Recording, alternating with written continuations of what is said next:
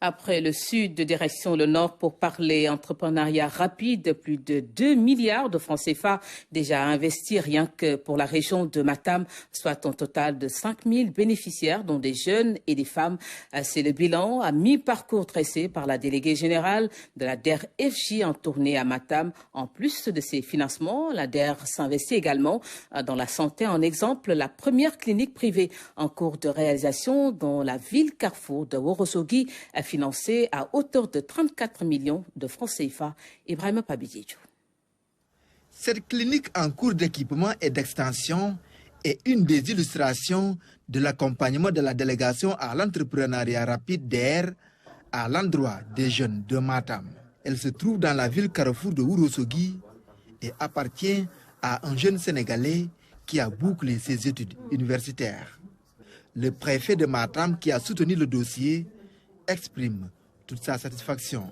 Cette clinique a été financée à hauteur de 34 millions et c'est un jeune médecin urologue qui est sorti et qui avait l'ambition d'évoluer un peu dans le privé.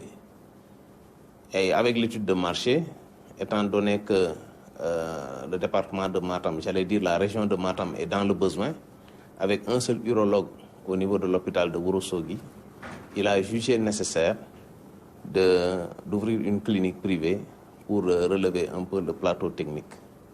Alors là, nous nous en réjouissons et véritablement, je les félicite.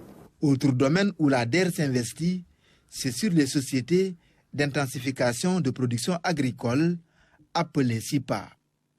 7 parmi elles ont bénéficié d'un équipement en panneaux solaires, soit un montant total de 400 millions de nos francs.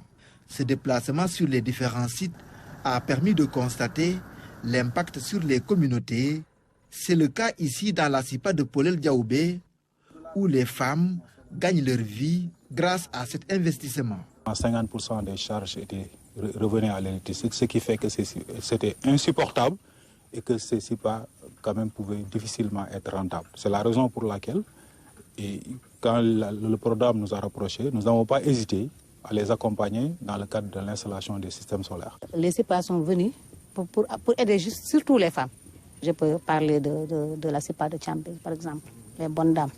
C'est avec l'argent des SIPA qu'elles accompagnent leurs enfants pendant l'ouverture des classes. Dans la région de Matam, à ce jour, c'est plus de 2 milliards de nos francs qui ont été injectés par la DER, des actions qui s'inscrivent en droite ligne avec les ambitions du chef de l'État. La DER dans la région de Matam, depuis sa création aujourd'hui, c'est plus de 5 000 bénéficiaires et c'est environ 2 milliards qui ont été mis. C'est l'occasion aujourd'hui aussi de remercier d'abord tous nos partenaires avec qui nous travaillons. Et en premier, j'ai envie de dire, ce sont les autorités administratives, les autorités territoriales. Remercier notre partenaire financier aussi, c'est la BNDE.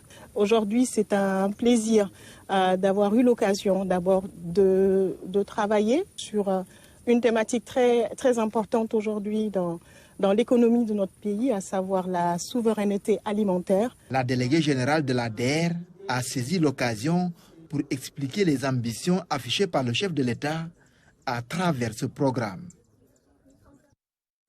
Sport, Coupe d'Afrique.